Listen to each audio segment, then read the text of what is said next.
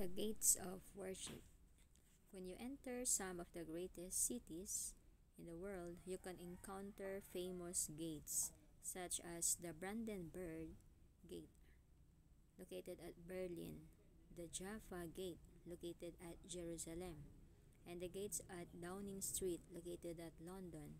Whether the gates were built for defensive or ceremonial purposes, they all represent the difference between being outside or inside certain areas of the city.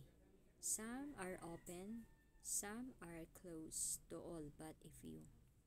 The gates into the presence of God are always open. The familiar song of Psalm 100 is an invitation for the Israelites to enter into the presence of God through the temple gates.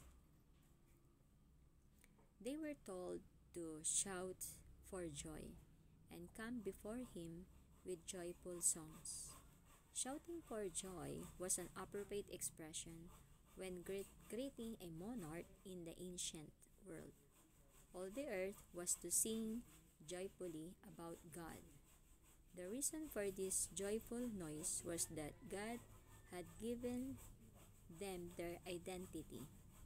They entered the gates with praise and thanksgiving because of God's goodness and his steadfast and enduring love which continues through all generations. Even when they forgot their identity and wandered away from him, God remained faithful and still invited them to enter his presence. The gates into God's presence are still open, inviting us to come and worship. Today's reading, Psalm chapter 100. Enter his gates and his courts with praise. Give thanks to him and praise his name. Psalm chapter 100 verse 4. What should motivate us to worship God? What statement of praise could you give to God today? The gates into the presence of God are always open.